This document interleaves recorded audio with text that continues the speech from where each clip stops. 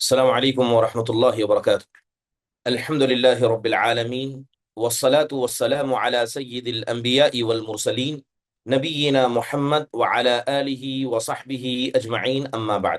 يقول الله سبحانه وتعالى: ألم نجعل الأرض كفاتا أحياء وأمواتا.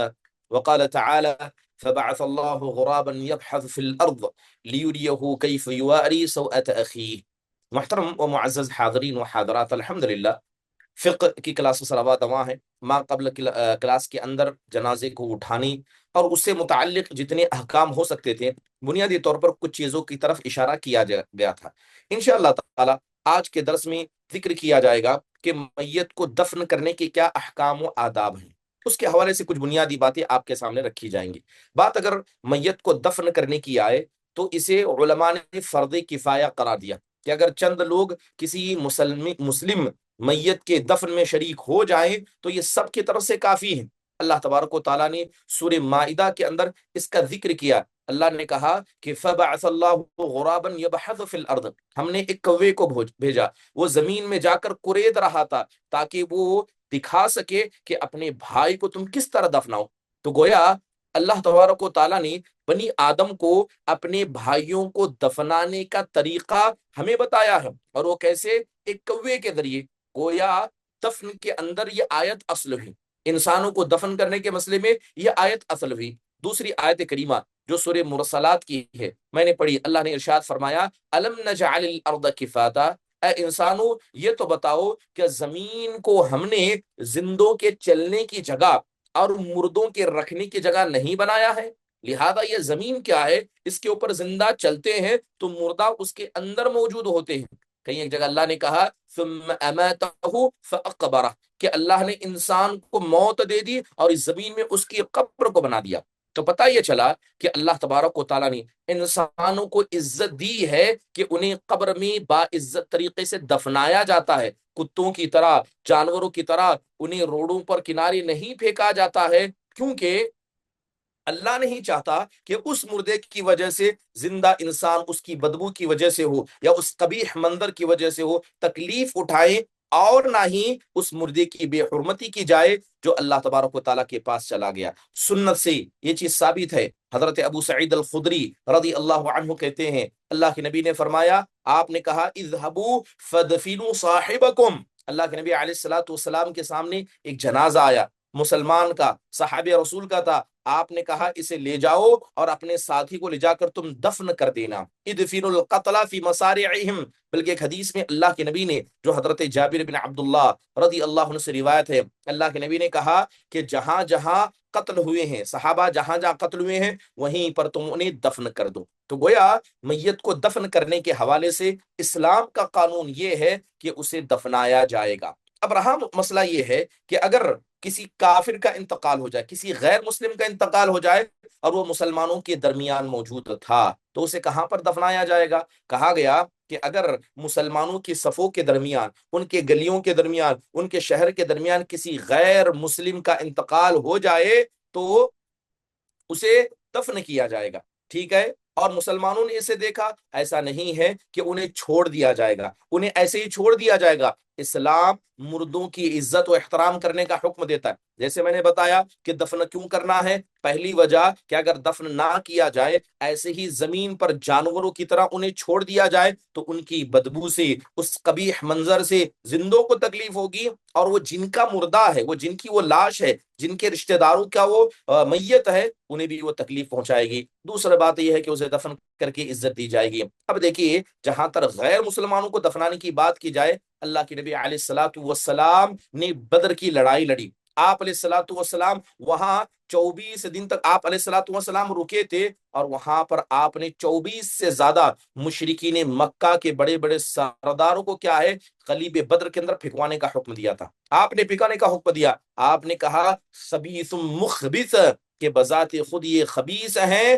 اور ان کی حرکتیں بھی خبیث تھی۔ اب رہا مسئلہ کہ اللہ کے نبی نے انہیں دفنایا تھا یا اللہ کے نبی نے انہیں پھینکوایا تھا، تو حدیث سے تو یہی پتا چلتا ہے کہ اللہ کے نبی صلی اللہ علیہ وسلم نے انہیں پھینکوا دیا تھا تاکہ وہاں وہ زمین پر پڑے رہ کر کیا ہے لوگوں کے لیے تکلیف کی وجہ نہ بنے، کیونکہ کسی مردے کا زمین پر باقی رہنا وہ اس کی بدبو کو، اس کی گندگی کو لوگوں کے سامنے لا کر پھیلا کر رکھ دیتا ہے۔ چلیے بات کی جائے مردوں کو دفن کرنے کی، کہاں انہیں دفن کیا جائے گا؟ ایک میت کو کہاں دفن کیا جائے گا؟ افضل تو یہ ہے کہ مسلمانوں کے قبرستان میں دفنایا جائے۔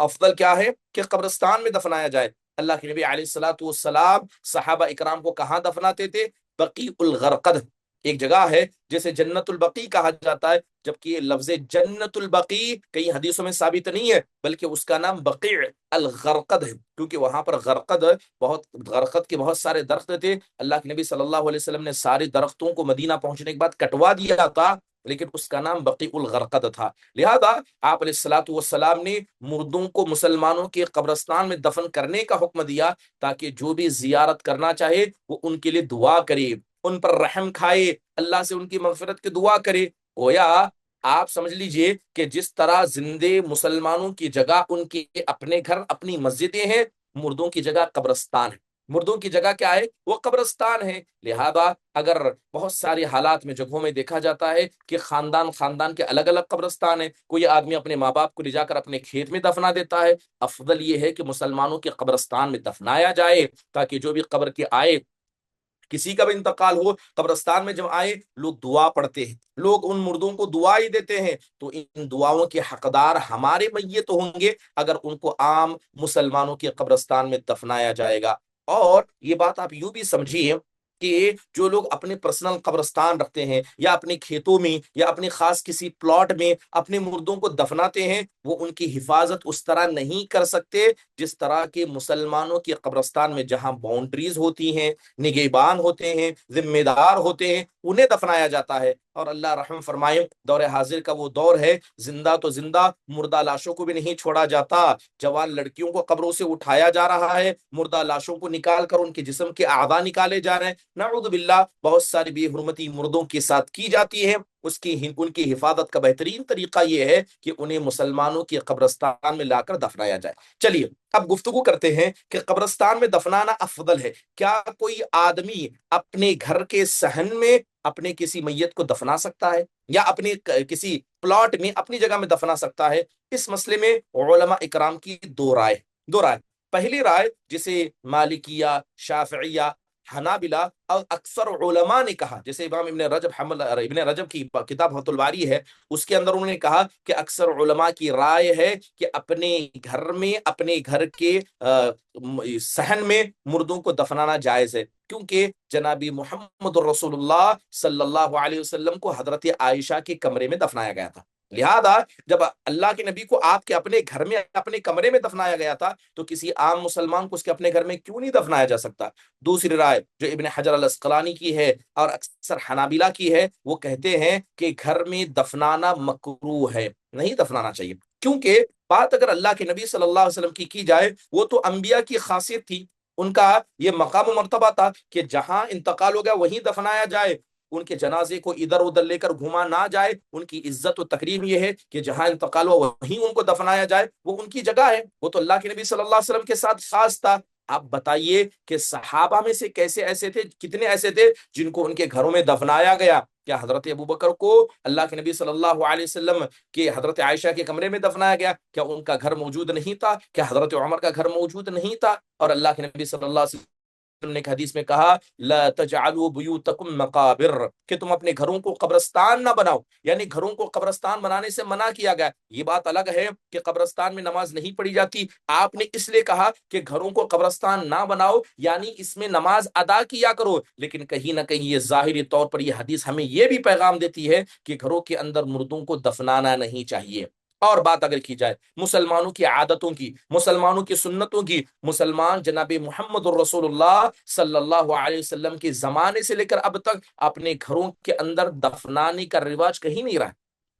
اپنے گھروں میں دفنانے کا رواج کہیں نہیں رہا ہے۔ اور اگر دفنا دیا جائے اس کے نقصانات کیا ہوں گے، یہ ورثہ کے لیے بڑی تکلیف کی بات ہے کہ ایک بیڈ روم ہے، ظاہری بات ہے اگر وہاں آپ کا کوئی میت مدفون ہے اس کا کمرہ آپ کھلا نہیں رکھ سکتے، اس کے دروازے کو بند کرنا ہوگا، ایک عجیب سی وحشت گھر والوں کو محسوس ہوگی، گھر والوں کے دلوں میں تنگی ہوگی جب بھی وہ اپنی اس قبر کو بار بار دیکھیں گے، اور ہو بھی سکتا ہے کہ دفنانے والے دنیا سے چلے جائیں، بعد والے آئیں اور اس میت کی اس قبر کی تعظیم کرنے لگ جائیں، انہیں آخرت کی یاد نہ آئے، وہاں پھول پتیاں اس کے علاوہ پھول ہیں اور موم بتیاں ہیں وہ چلانے لگ جائیں، لہذا اس وجہ سے بھی کیا ہے مردوں کو گھروں کے اندر نہیں دفنانا چاہیے۔ ایک اہم بات آپ یہ بھی سمجھیں، ایک آپ اہم بات یہ بھی سمجھیں کہ جس گھر کے اندر قبر ہوتی ہے عمومی طور پر اس گھر کو عیب دار سمجھا جاتا ہے۔ کیا آپ بتائیے کہ کسی آدمی کے گھر میں قبر ہو، کوئی دوسرا آدمی ایسے گھر کو خریدے گا؟ اور اگر وہ خریدے گا کیا اس قبر کو نکال کر وہاں سے نہیں پھینکے گا؟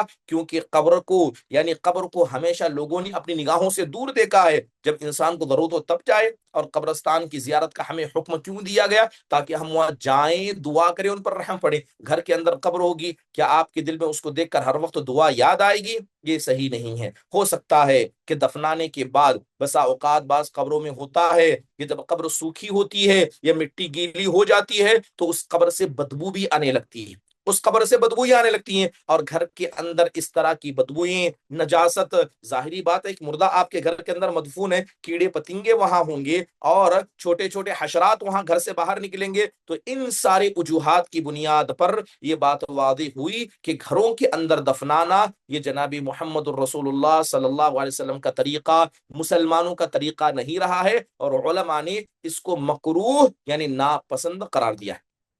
ناپسند قرار دیا۔ چلیے بات کریں کہ کیا کسی مسلمان کو غیر مسلمانوں کے قبرستان میں دفنا سکتے ہیں؟ مسلمان ہے، اس کا مسلمانوں جیسے الحمدللہ ہمارے اس ملک عزیز میں دیکھیں کہ مسلم بھی رہتے ہیں، غیر مسلم بھی رہتے ہیں، تو لہذا مسلمانوں کے قبرستان الگ ہیں، غیر مسلمانوں کے قبرستان الگ ہیں، ان کے شمشان گھاٹ الگ ہیں، عیسائیوں کے قبرستان الگ ہیں، اور اسی طرح سکھ بھائیوں کے قبرستان الگ ہیں۔ سوال یہ ہے کیا کسی مسلمان کو کسی غیر مسلم کے قبرستان میں دفنانا درست ہے؟ علماء اکرام نے اس کو جائز نہیں قرار دیا، یہ جائز نہیں ہے، یہ درست نہیں ہے، چاہے کیسی بھی مجبوری ہو انسان کو نہیں چاہیے کہ وہ کسی مسلمان کو کسی غیر مسلم قبرستان میں لیا کر دفنائے۔ اللہ کے نبی علیہ الصلوۃ والسلام کا گزر مشرکین کے قبر سے ہوا، حضرت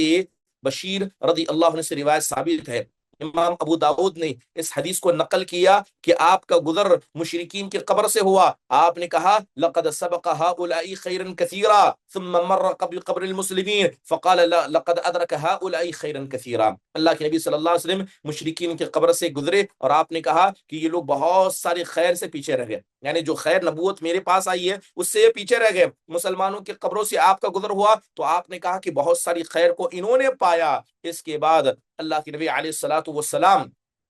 کے پاس جوتے تھے جسے پہن کر آپ جا رہے تھے، لہذا آپ نے قبروں کے اندر عذاب کو سنا تو آپ علیہ الصلوۃ والسلام سہم گئے تھے، اور آپ علیہ الصلوۃ والسلام قبرستان میں داخل ہوئے تو آپ علیہ الصلوۃ والسلام نے اپنے جوتے نکال لیے تھے۔ تو آپ دیکھیں کہ مسلمانوں کی قبریں یہ مشرکین کی قبریں سے اللہ کے نبی صلی اللہ علیہ وسلم کے زمانے میں بھی الگ ہوا کرتی تھی، کیونکہ آپ دیکھیں کہ جناب محمد الرسول اللہ صلی اللہ علیہ وسلم نے مسلمانوں کی پہچان ہمیشہ غیروں سے الگ بنائی ہے، مسلمانوں کا پہنانا غیروں سے الگ ہوتا ہے، ان کی بول چال کا طریقہ، زندگی جینے کا طریقہ غیروں سے الگ ہوتا ہے، اسی طرح ان کے قبرستان بھی ان سے الگ ہوتے ہیں۔ اور آپ دیکھیں کہ غیر مسلمانوں کی قبرستان میں کتنے برے برے اعمال کیے جاتے ہیں۔ ہمارے یہاں ہندوستان کے اندر تو شمشان گھاٹوں میں ابھی تو الیکٹرانک شمشان گھاٹ آئے ہیں، اس کے علاوہ بھی آپ دیکھیں کہ کتنی گندگی ہوتی ہے جہاں قبروں کو جلایا جاتا ہے، بعض اوقات جسم کے آدھے کٹے حصے ویسے ہی گرے ہوتے ہیں شمشان گھاٹوں میں، ان کی راکھ کو لا کر ادھر ادھر اڑا دیا جاتا ہے۔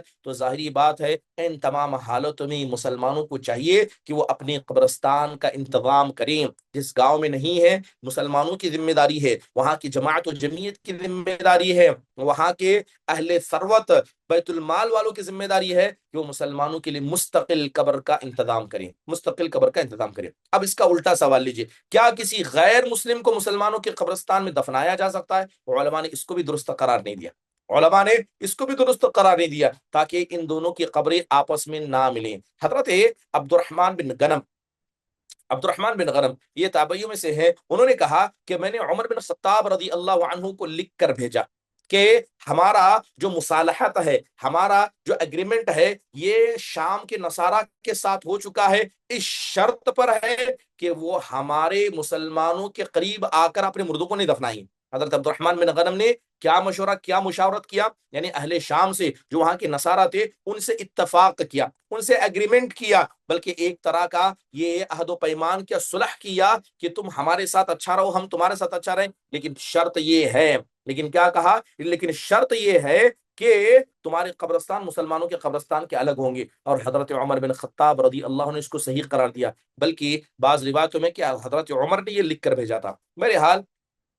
ایسا ہی صحیح ہے۔ چلیے، بہت سارے حالات ابھی دور حاضر کے اندر جدید جدید مسائل پیش آتے ہیں۔ ایک عظیم مسئلہ جو اکثر پیش آتا ہے، کئی لوگ اس کے بارے میں سوال کرتے ہیں کہ ایک آدمی کشتی میں سفر کر کے نکلا، پتہ ہے کہ ایک ہفتہ 10 دن کا سفر ہے، لہذا کشتی کے اندر کسی آدمی کا انتقال ہو گیا، کشتی کے اندر اس کا انتقال ہو گیا، اب اسے کیسے دفنایا جائے گا، اس کا کیا کیا جائے گا؟ کشتی میں مر گیا ہے، ساحل تک ہم پہنچ نہیں سکتے، اور کیا اسے سمندر میں غسل اور کفن کے بعد، نماز پڑھنے کے بعد پھینک دیا جائے گا؟ ہاں، کیا اس کا ڈر نہیں ہے کہ اسے جانور کھا جائیں گے؟ کیا اسے نقصان پہنچنے کا خطرہ نہیں ہے؟ علماء اکرام نے اس مسئلے پر بڑی تفصیل سے گفتگو کی، اور اگر آپ دیکھیں کہ تمام مذاہب کا، چاہے حنفیہ ہو، مالکیہ ہو، شافعیہ ہو یا حنابلہ ہو، یا ان سے جڑے سارے علماء کا ہو، ان سب کا اس بات پر اتفاق ہے کہ جس کا کشتی میں انتقال ہو جائے، ساحل تک نہیں پہنچ سکتے، اسے غسل دیا جائے گا، کفن پہنایا جائے گا، اس کی نماز پڑھنے کے بعد سمندر میں اس کو پھینک دیا جائے گا،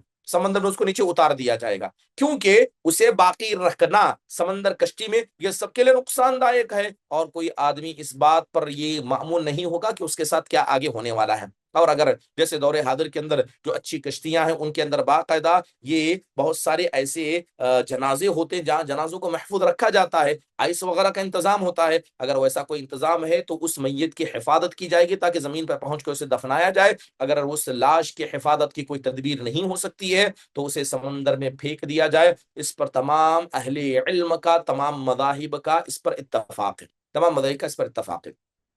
چلیے، اب یہاں پر ایک اہم مسئلے پر بھی گفتگو کرتے ہیں کہ شہیدوں کو کہاں دفنایا جائے گا۔ سنت یہ ہے کہ شہیدوں کو ان کی اپنی جگہ پر دفنایا جائے، جہاں وہ شہید ہوئے ہیں ان کی اپنی جگہ پر دفنایا جائے۔ اور یہاں شہید سے مراد کون شہید ہے؟ جو مسلمانوں اور غیر مسلموں کے درمیان جنگ کرتے ہوئے انتقال ہو گئے۔ حضرت جابر بن عبداللہ کہتے ہیں کہ ہم یوم احد کے دن ہم مردوں کو اٹھا رہے تھے تو ایک آواز لگانے والے نے آواز لگائی، کہا کہ اللہ کے نبی صلی اللہ علیہ وسلم نے مجھے حکم دیا ہے کہ میں تم سب کو بتاؤں کہ جہاں مسلمان انتقال کیے ہیں وہیں ان کو دفنایا جائے، وہیں ان کی قبر کھود کر وہیں ان کو دفنایا جائے، سب کو ادھر ادھر قریب میں لا کر دفنانے کی ضرورت نہیں ہے۔ لہذا شہیدوں کے مسئلے میں یہ افضل یہ ہے کیونکہ وہاں ان کا خون بہا ہے، وہیں ان کی روح قبض ہوئی ہے، وہیں ان کی قبر ہوگی، اور وہیں پر اللہ تبارک و تعالیٰ انہیں انعامات سے نوازے گا۔ اس لیے شہداء کے لیے افضل چیز یہ ہے، سنت یہ ہے کہ انہیں اپنی جگہوں پر ہی دفنایا جائے۔ ایک بڑا اہم مسئلہ جو دور حاضر کے اندر پیش آتا ہے کہ عمرے پر ایک صاحب یا ایک خاتون نکل پڑی تھی، اس کا انتقال مکہ مدینہ میں ہو گیا، اب اس کے سارے اہل خانہ یہاں پر موجود ہیں، کیا کسی میت کو ایک شہر سے دوسرے شہر منتقل کرنا، کیا کسی میت کو ایک ملک سے دوسرے طرف منتقل کرنا جائز ہے؟ ہاں، جائز ہے اگر کوئی شرعی غرض موجود ہو، اگر کوئی شرعی غرض موجود ہو، صحیح طور پر کوئی وجہ ہو تو منتقل کر سکتے ہیں۔ مثال کے طور پر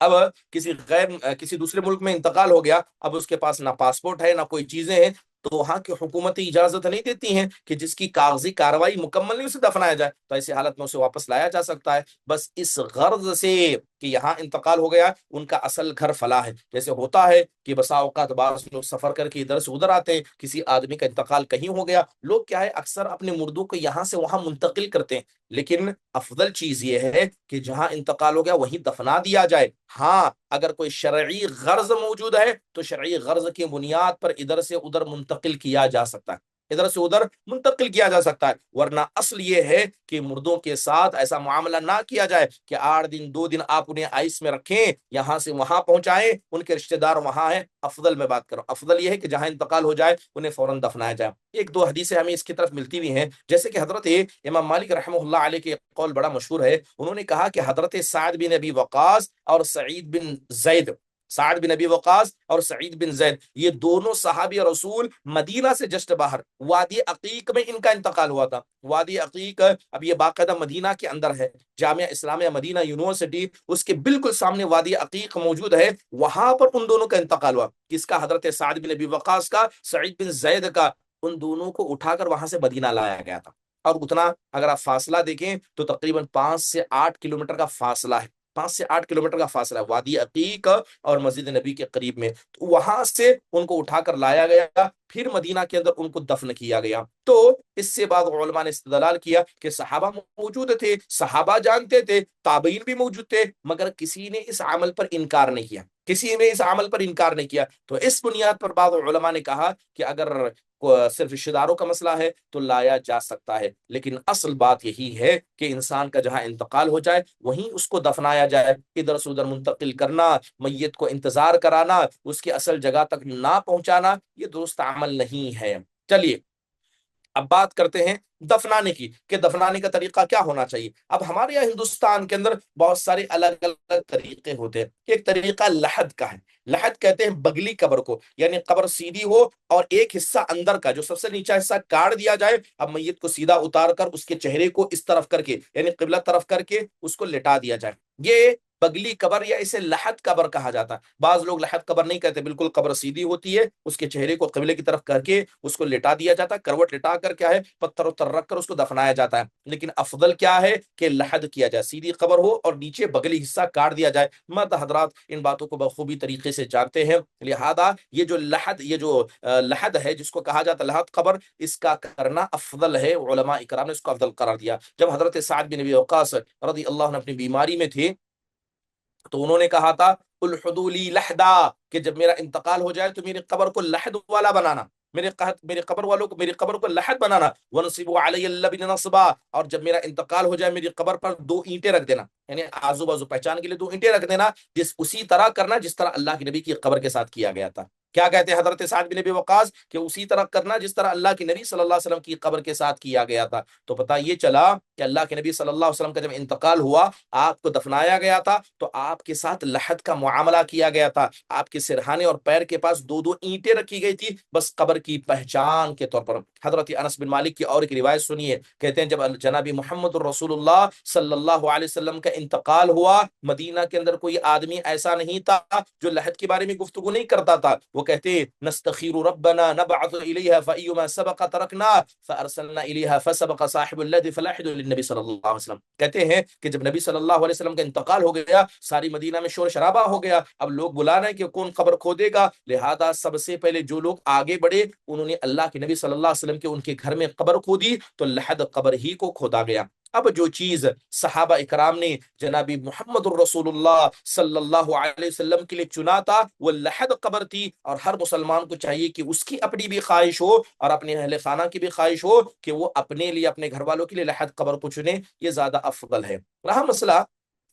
آپ دیکھیں کہ تابوت کے اندر دفن کرنے کا، جس طرح عیسائی وغیرہ کیا ہے ایک تابوت میں باقاعدہ لکڑی کے ایک تابوت کے اندر دفن کرتے ہیں، کیا کسی مسلمان کو تابوت کے اندر دفن کرنا جائز ہے؟ جائز ہے۔ اب اس پر دیکھیے، ایک تو علماء کرام کی بڑی سخت رائے ہیں۔ پہلی رائے یہ ہے کہ یہ حرام ہے، کیونکہ ایسا کون کرتے ہیں؟ یہود و نصارہ اپنی قبروں کے ساتھ کرتے ہیں۔ وہ ایک تابوت کے اندر، ایک لکڑی کے چھوٹے سے ڈھانچے کے اندر لاتے ہیں، اپنے مردے کو رکھتے ہیں، میت کو رکھ کر سیدھے اسے زمین میں نیچے قبر میں گاڑ دیا جاتا ہے۔ لہذا اس طرح علماء نے کہا کہ یہ تو غیر مسلمانوں کی مشابہت ہو جائے گی، اس لیے بعض علماء نے حرام قرار دیا، تو اکثر علماء نے اس کو مکروہ قرار دیا۔ کسی صندوق میں، کسی تابوت میں بغیر کسی ضرورت کے دفن نہیں کیا جائے گا، یہی افضل طریقہ ہے، کیونکہ اللہ کے نبی صلی اللہ علیہ وسلم سے ہو، صحابہ سے ہو، کبھی یہ چیز ثابت ہی نہیں ہے کہ ان کو لکڑیوں پر رکھ کر یا لکڑیوں کے اس تابوت کے اندر ان کو دفنایا گیا ہو، بلکہ یہ تو دنیا پرست لوگ کرتے ہیں۔ اور آپ دیکھیں جب کسی میت کو ایسے دفنایا جاتا ہے تو زمین اسے کھا نہیں پائے گی، زمین کو کھانے کے لیے پہلے لکڑی کو کھانا ہوگا، تب تک وہ لاش سڑتی رہے گی، تب تک وہ لاش سڑتی رہے گی، لیکن زمین کیا کرتی ہے؟ فوراً انسان کے جسم کو کھا جاتی ہے۔ یہ زیادہ افضل ہے، یہ زیادہ بہتر طریقہ ہے، اور میت اس سے جلدی ختم ہو جائے گی، اس کے جسم کی گندگیاں ختم ہو جائیں گی، گوشت پوشت سب ختم ہو جائے گا، اس لیے افضل یہ ہے کہ انسان کو کہاں دفنایا جائے، قبر میں دفنایا جائے، تابوت کے اندر نہ دفنایا جائے۔ یہ کچھ بنیادی باتیں تھیں جو میت کو دفن کرنے اور اس کی جگہ کے حوالے سے تھی۔ چلیے اب دفن کرنے کے طریقے کے حوالے سے گفتگو کرتے ہیں کہ دفن کیسے کیا جائے گا۔ عمومی طور پر جو بھی مرد حضرات ہیں وہ اس کے طریقے کو جانتے ہیں، کیونکہ بہت ساری قبروں کے دفن میں وہ شریک رہے، لہذا میں مختصر انداز سے اس کی طرف اشارہ کر دیتا ہوں۔ تو سنت یہ ہے کہ جب میت کو قبر میں اتارا جائے بسم اللہ وعلی سنت رسول اللہ کہا جائے۔ اب اس پر علماء کا اتفاق ہے۔ حضرت ابن عمر رضی اللہ عنہ جب کسی میت کو قبر میں رکھتے تو کہتے بسم اللہ وعلی سنت رسول اللہ۔ کیا کہتے؟ بسم اللہ وعلی سنت رسول اللہ۔ امام نسائی نے، امام ابن ابی شیبہ نے، امام طبرانی نے، امام دار القطنی نے اپنے علل کے اندر بہت سارے لوگوں نے اس چیز کو ذکر کیا کہ جب اسے قبر میں اتارا جائے تو سنت کا طریقہ یہ ہے کہ بسم اللہ وعلی سنت رسول اللہ کہا جائے۔ اب کیسے قبر میں اتارا جائے گا؟ داہنی جانب سے اسے قبر میں اتارا جائے گا۔ قبر کے اندر کیا ہے؟ اسے سیدھے جانب سے اتارا جائے گا، اسی طرح جس طرح ایک آدمی نیند میں سیدھے جانب سے ہوتا ہے، سیدھے جانب سے تھا اسی جانب اسے قبر میں اتارا جائے گا۔ اور سلف صالحین کے نزدیک یہی چیز رواج رہی ہے۔ اس کے علاوہ میت کو جب اتارا جائے اس کا چہرہ قبلے کی طرف ہو۔ بالکل بعض لوگ کیا کرتے ہیں سیدھے میت کو اتار دے، بعض لوگ کروٹ کر کے اتارتے ہیں۔ بہتر یہ مشروع یہ ہے کہ اگر اس کا چہرہ قبلے کی طرف ہو تو یہ زیادہ بہتر ہے، اور ویسے ہی میت کو لٹایا بھی جاتا ہے، اسی طرح جس طرح ایک مسلی کو اتارا جاتا ہے اسی طرح اتارا جائے گا۔ ٹھیک ہے، اس کے علاوہ میت کو اتارتے وقت کیا ہے احتیاط کا خیال کرنا چاہیے۔ بہت سے لوگ مرتبہ ہوتا ہے کہ نیچے اترنے والے اگر کمزور ہوں گے، یعنی اس میت کو اتار کر دینے والے کمزور ہوں گے تو بسا اوقات کیا ہے میت کے گرنے کا خطرہ بھی ہوتا ہے، لہذا احتیاط کا اس میں خیال کرنا چاہیے۔ اب رہا مسئلہ جب میت کو دفن کر دیا جائے اور اس کے چہرے کو قبلے کی طرف، چہروں کو پیر کو بالکل یعنی سونے والے کی طرح اس کے میت کو کیا ہے قبلے کی طرف کر دیا جاتا ہے۔ اس کے بعد اس کی گانٹھیاں کھولنا جو سر اور پیر کے پاس باندھی ہیں وہ بھی سنت ہے کہ اس کو کھول دیا جائے، اس کو کھول دیا جائے۔ ٹھیک ہے، کیونکہ اب اسے دفن کیا جا رہا ہے۔ اس کے علاوہ چند مٹی کے قطرات یعنی چند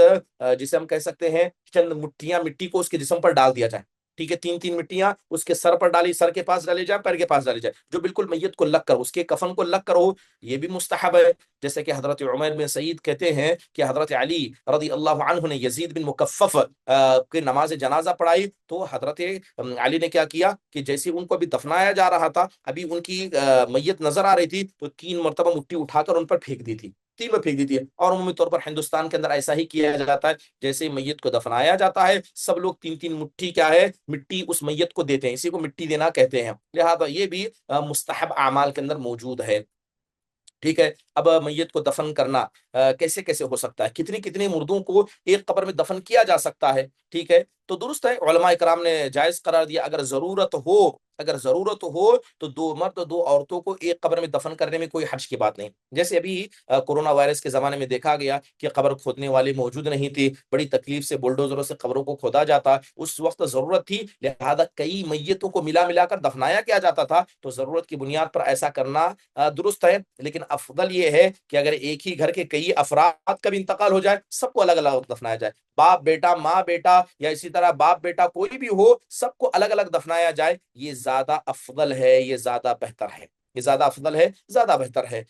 نبی کریم صلی اللہ علیہ وسلم کے زمانے میں صحابہ اکرام شہید ہوتے تھے، بتائیے کتنے ایسے صحابہ تھے جن کو سب کو ملا کر دفنایا گیا۔ اکثر قبروں کو جدا جدا ہی دفنایا جاتا تھا، اللہ کہ ضرورت ہو جائے تب اللہ کے نبی صلی اللہ علیہ وسلم نے ایک ہی قبر میں کئی صحابہ کو دفنایا، مگر آپ آخری زمانے میں دیکھیں گے اللہ کے نبی صلی اللہ علیہ وسلم نے ایسا نہیں کیا، سب کو الگ الگ دفنایا جاتا تھا۔ ٹھیک ہے، مان لیجئے کہ اگر ایک ہی قبر میں دفنایا جا رہا ہے تو سب سے پہلے مقدم کسے رکھا جائے گا؟ سب سے پہلے مقدم یہ صاحب قرآن کو رکھا جائے گا۔ اگر ایک ہی قبر میں آپ کو ضرورت کی بنیاد پر دفنانا بھی ہے تو سب سے پہلے کسے آگے رکھا جائے گا؟ صاحب قرآن کو رکھا جائے گا۔ جب احد کے دن صحابہ کے پاس کفن کا کپڑا بھی موجود نہیں تھا تو ایک کفن میں 2 صحابہ کی لاشوں کو لپٹا جا رہا تھا، ایک کفن کپڑے میں 2 صحابہ کو لپٹایا جا رہا تھا، اور اللہ کے نبی صلی اللہ علیہ وسلم سب سے پہلے پوچھتے ایہم اکثر اخذا للقرآن، کہ ان میں سب سے زیادہ قرآن کو جاننے والا، پڑھنے والا، عمل کرنے والا کون تھا؟ جس کی طرف اشارہ کیا جاتا آپ لحد میں اسے آگے رکھتے، بعد میں دوسروں کو رکھا کرتے، اور اللہ کے نبی صلی اللہ علیہ وسلم کہا کرتے انا شہید علی ہؤلاء یوم القیامہ، کہ ان لاشوں کو جو دفنایا جا رہا ہے، ان شہیدوں کو دفنایا جا رہا ہے، قیامت کے دن ان کا میں گواہ بن کر آؤں گا۔ سبحان اللہ، یہ افضل ہے۔ اور رہا مسئلہ میت کو دفنانے کے وقت کے حوالے سے تو علماء اکرام نے 3 اوقات میں میت کو دفنانے سے منع کیا۔ ایک تو جب سورج طلوع ہو رہا ہو، ایک جب سورج بالکل سر پر ہو، ایک غروب ہو رہا، یعنی وہ ممنوع تین اوقات جن میں نماز پڑھنا منع ہے، اسی میں اپنے مردوں کو دفنانا بھی منع ہے، مکروہ عمل ہے، یہ جائز نہیں ہے، یہ جائز نہیں ہے، بلکہ بعض علماء نے، علامہ البانی ابن عثیمین نے اس کو حرام قرار دیا ہے۔ حضرت عقبہ بن عامر کی روایت ہے، ثلاث ساعات كان رسول اللہ ینہانا ان نصلی فیہن، کہ تین وقت ایسے تھے جس میں اللہ کے نبی ہمیں نماز پڑھنے سے منع کرتے تھے اور اپنے مردوں کو دفنانے سے بھی منع کرتے تھے، جب سورج طلوع ہوتا ہے، دوسرا جب سورج بالکل سر پر ہوتا ہے، تیسرا جب سورج غروب ہوتا ہے، لہذا ایسے وقت میں مردوں کو دفنانا یہ حرام ہے۔ بہت سے لوگ سوال کرتے ہیں کیا رات میں کسی میت کو دفنایا جا سکتا ہے؟ جائز ہے، جائز ہے، میت دفنایا جا سکتا ہے۔ نبی صلی اللہ علیہ وسلم کی وہ حدیث ہے کہ ایک مرتبہ رات میں ایک میت کو دفنایا گیا، اللہ کے نبی صلی اللہ علیہ وسلم پوچھا کہ وہ عورت کہاں گئی جو مسجد کی خدمت کرتی تھی، تو صحابہ نے کہا رات میں ہم نے اس کو دفنا دیا، تو اللہ کے نبی صلی اللہ علیہ وسلم صبح جاتے ہیں اور جا کر اس کی نماز جنازہ پڑھتے ہیں، اس کے لیے دعا کرتے ہیں، تو لہذا رات میں میت کو دفنانے میں کوئی حرج کی بات نہیں ہے، دفنایا جا سکتا ہے، ٹھیک ہے۔ اس کے علاوہ میت کو دفنانے کے حوالے سے بات کی جائے، دفنانے کے بعد بہت سے لوگ بہت ساری بدعاتوں کو انجام دیتے ہیں، جیسے دعا کا مسئلہ ذکر کیا جائے، اجتماعی دعا میت کے پاس کی جاتی ہے، لہذا اس مسئلے میں انسان کو احتیاط کرنا چاہیے، اجتماعی دعائیں وغیرہ یہ ثابت نہیں ہے، یہ ثابت نہیں ہے، ٹھیک ہے۔ بہت سے لوگ میت کو تلقین کرتے ہیں، جس کو دفنایا جا رہا ہے اس کو تلقین کرتے ہیں، کیا کرتے ہیں کہ اللہ تبارک و تعالیٰ کے سوالوں کا صحیح جواب دینا، فرشتوں کے سوالوں کا جواب دینا، میت کو تلقین کرتے ہیں، بعض لوگ لا الہ الا اللہ لکھ کر میت کے ساتھ ڈال دیتے ہیں، بعض لوگ کفن پر لا الہ لکھتے ہیں، بعض لوگ چٹیاں لکھ کر میت کے سامنے پھینک دیتے ہیں، یہ سارے کام کرنا بدعت ہے، شریعت کے اندر ایسے کسی چیز کی اجازت نہیں ملتی، ٹھیک ہے، اسی چیز کی اجازت نہیں ملتی ہے۔ دفن کرنے کے بعد جیسے میت کو دفن کیا جائے اس کے لیے دعا کرنا مستحب ہے، اللہ کے نبی علیہ الصلوۃ والسلام قبر پر کھڑے ہوتے تھے اور دعا کرتے، جیسے ہی آپ دفنانے سے فارغ ہوتے آپ کہا کرتے استغفروا لاخیکم وصلوا له بالتثبیت فانه الان يسأل، اللہ کے نبی کہا کرتے کہ اپنے اس بھائی کی مغفرت کی دعا کرنا، ثابت قدمی کا سوال کرنا، اس لیے کہ ابھی قبر میں اس سے سوال کیا جائے گا، قبر میں سے سوال کیا جائے گا، تو لہذا سب انفرادی طور پر کھڑے ہو جائیں، کھڑے ہو کر میت کے لیے دعا کریں، یہ زیادہ بہتر ہے۔ اب سوال یہ ہے کہ میت کو کون سی چیزیں فائدہ پہنچاتی ہیں، ٹھیک ہے۔ سب سے پہلی چیز جو میت کو فائدہ پہنچاتی ہے اس کی نماز جنازہ ہے، انتقال کے بعد میت کو سب سے پہلے جو چیز فائدہ پہنچاتی ہے اس کی نماز جنازہ ہے، پھر دعا ہے، استغفار ہے، عبادتی یعنی اس کی جانب سے جو صدقہ و خیرات کیا جائے، وہ ساری چیزیں میت کو فائدہ پہنچاتی ہیں، لہذا انسان کو چاہیے کہ نماز جنازہ جو میت کو فائدہ پہنچانے میں سب سے مقدم ہے اس کا خیال اسی کرے۔ اس کی طرح میت کی جانب سے آپ صدقہ کر سکتے ہیں، ٹھیک ہے، صدقہ کر سکتے ہیں، بہت سے لوگ میت کی جانب سے قرآن کو بھی بانٹتے ہیں، قرآن کو لوگوں کے درمیان صدقہ کرتے ہیں، اسے بھی علماء نے درست قرار دیا، لیکن قرآن خوانی کرانا اور قرآن خوانی کرنے کے بعد ایصال ثواب میت کو کرنا یہ شریعت اسلامیہ سے کہیں پر بھی ثابت نہیں ہے، شریعت اسلامیہ میں کہیں بھی ثابت نہیں ہے، اور بہت سے لوگ کیا کرتے ہیں خود قرآن پڑھ کے میت کو بخشواتے ہیں، اللہ نے قرآن میں کہا وَأَن لِلْإِنسَانِ إِلَّا مَا سَعَىٰ، کہ انسان کو اسی چیز کا بدلہ ملتا ہے جس کی اس نے کوشش کی، مرنے والا مر گیا، آپ نے نماز پڑھی، آپ نے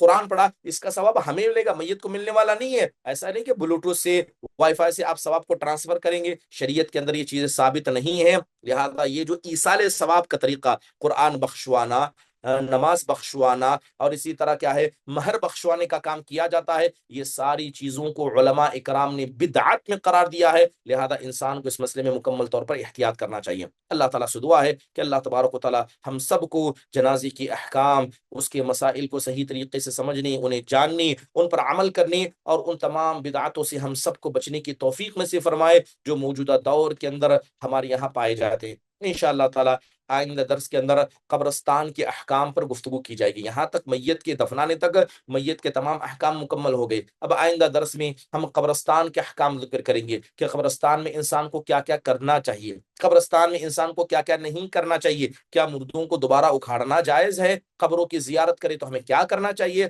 اس کے علاوہ یہ جو تعزیت ہے کہ کسی کے انتقال کے بعد اس کی تعزیت کی جاتی ہے، اس کے کیا احکام ہو سکتے ہیں، انشاءاللہ تعالی آخری درس میں یعنی آئندہ آنے والے درس میں ان دو باتوں کو مکمل کر کے پھر ہم آئندہ سبق کی طرف آگے بڑھیں گے۔ اللہ تعالیٰ سے دعا ہے اللہ تبارک و تعالی ہم سب کو سنی ہوئی باتوں پر عمل کرنے کی توفیق نصیب فرمائے۔ اگر کسی کا کوئی سوال سبق کے حوالے سے ہو تو ضرور پوچھ لے۔